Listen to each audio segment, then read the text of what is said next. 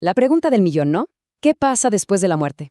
Es algo que nos ha dado vueltas en la cabeza por, ¿cuánto? ¿Milenios? Bueno, hoy vamos a meternos de lleno en un sistema de creencias de principios del siglo XX que intentó hacer algo súper ambicioso, crear un mapa detallado de todo el viaje, la vida, la muerte y, claro, lo que viene después. Y para tratar de abordar esta gran pregunta, vamos a sumergirnos en una cosmología muy, la verdad, bastante particular y compleja. A ver, empecemos a desarmar sus piezas, ¿no? Para ver cómo funciona por dentro, cuál es su lógica interna. Ojo, es importante aclarar algo desde el principio. No vamos a ver esto como una verdad absoluta, ni mucho menos. Pensemos en ello más bien como una fascinante creación humana. Vamos a abordarlo con una mirada analítica, ¿saben?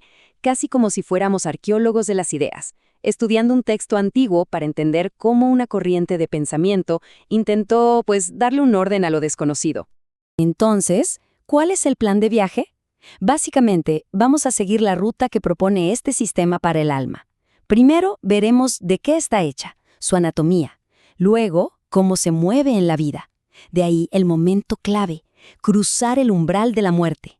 Después, una especie de purga de deseos, la experiencia en los cielos y para cerrar, el famoso ciclo de renacimiento. Un viaje completito. Ok, arranquemos. Y lo primero es lo primero. Para entender el viaje hay que conocer el vehículo, ¿no? Y según esta filosofía, el ser humano, es bastante más complejo de lo que parece a simple vista. El modelo base que proponen es lo que llaman el triple cuerpo.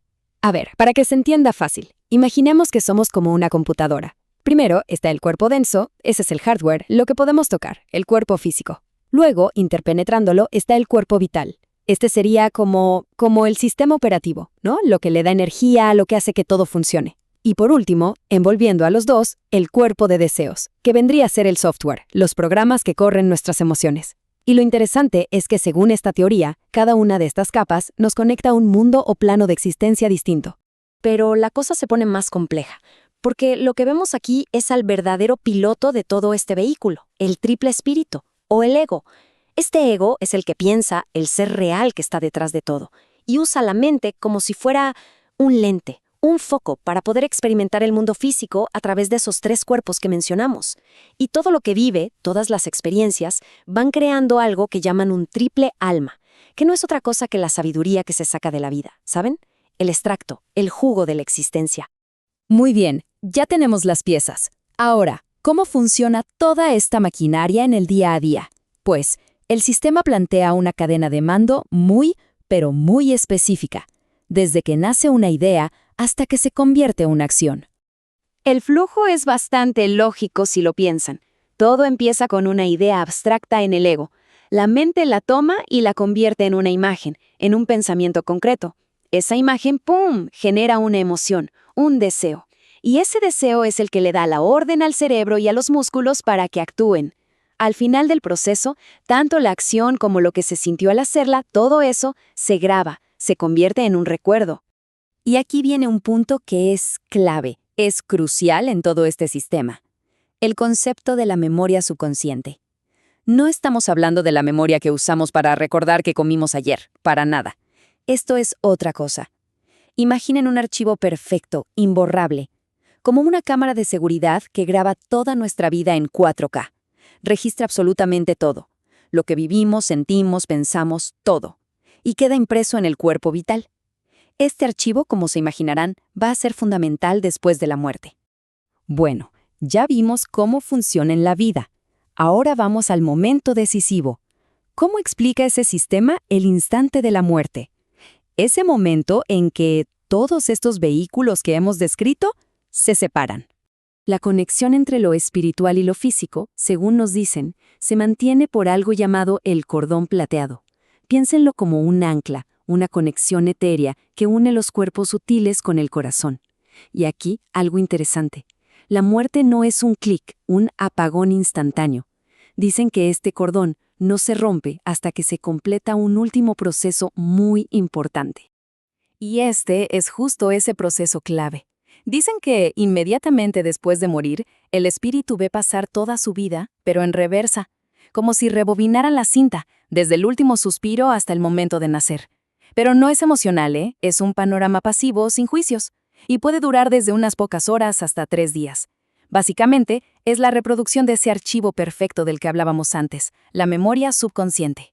Y aquí es donde la historia se pone fascinante, la verdad, porque este sistema no se presenta como una simple creencia o una fe, no, intenta posicionarse como una ciencia. Afirma que los descubrimientos científicos de su época, de principios del siglo XX, no hacían más que confirmar lo que ellos ya sabían desde hace mucho tiempo. Y esto nos lleva a un ejemplo muy específico y bastante controversial. A ver, les cuento. A principios del siglo XX, un doctor, McDougall, hizo unos experimentos bastante curiosos. Pesó a pacientes justo en el momento de su muerte y reportó que perdían una pequeña cantidad de peso, algo que no podía explicar. Para los seguidores de este sistema, ¡eureka! Era la prueba científica de que el cuerpo vital tenía masa y abandonaba el cuerpo físico. Ahora, ¿qué dice la ciencia hoy? Bueno, la perspectiva es muy diferente. Esos experimentos están totalmente desacreditados. ¿Por qué? Porque les faltaba rigor, no se pudieron replicar y los resultados eran muy inconsistentes. Hoy, cualquier fluctuación de peso en ese momento se atribuye a procesos fisiológicos completamente normales. Ok, entonces, una vez que la película de la vida en reversa termina y el famoso cordón plateado se rompe, el espíritu entra en lo que llaman el mundo del deseo. Y el viaje no empieza por la parte bonita, no, empieza por sus regiones más bajas, un estado que este sistema llama directamente purgatorio. Y estos ejemplos que vemos son súper gráficos para entender la lógica de este purgatorio. No es un castigo que te impone un juez, es una consecuencia directa de los propios deseos. El avaro, por ejemplo, es torturado al ver cómo gastan su oro, porque ya no puede hacer nada. El borracho sufre una sed insaciable, porque ya no tiene un cuerpo para beber. El sufrimiento dura hasta que el deseo, por sí solo, se agota, se muere de hambre. Es una idea muy humana, ¿no? La de que uno aprende la lección cuando se enfrenta de lleno a las consecuencias de sus propios actos. La idea central acá es una ley de causa y efecto, pero impersonal, automática. La cosa es que el alma tiene que sentir en carne propia el mismo dolor que le causó a otros. No por venganza divina, aclaran, sino para que la lección se aprenda de verdad, de primera mano.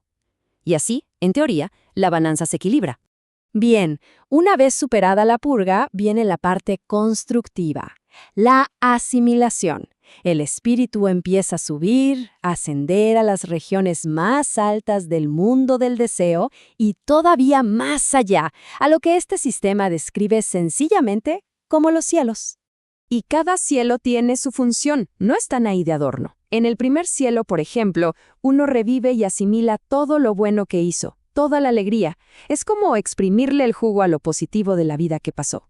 Luego, el segundo cielo es el hogar verdadero del ego, y ahí la cosa cambia, porque el espíritu deja de ser un estudiante y se convierte en un arquitecto, por así decirlo. Trabaja en los planos del mundo, preparando el terreno para su próxima vida. Y finalmente, el tercer cielo es una etapa de recarga, de fortalecimiento espiritual, justo antes de que vuelvan a ser el impulso por experimentar de nuevo. Entonces, si juntamos todas las piezas, ¿cuál es el punto de toda esta maquinaria cósmica? Es simple. Según esta filosofía, hay que regresar. ¿Pero por qué? Porque el objetivo final no es ser feliz y ya está, es la experiencia, la totalidad de la experiencia. El dolor aquí no es un castigo, es un maestro, una señal de por ahí no es.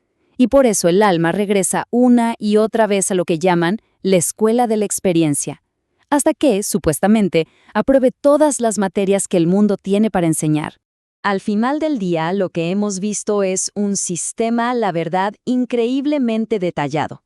Es una verdadera maquinaria cósmica que fue diseñada para una cosa: darle sentido, orden y una sensación de justicia a los más grandes misterios de todos, la vida y la muerte. Y esto nos deja con una última reflexión. Más allá de si uno cree o no en este mapa en particular, eso es lo de menos. La pregunta es, ¿qué nos dice sobre la mente humana? ¿Qué revela sobre nosotros esta necesidad de construir sistemas tan complejos para ordenar el caos, para trazar un camino en medio de lo desconocido y, sobre todo, para encontrarle un propósito, una justicia a todo esto que llamamos existencia?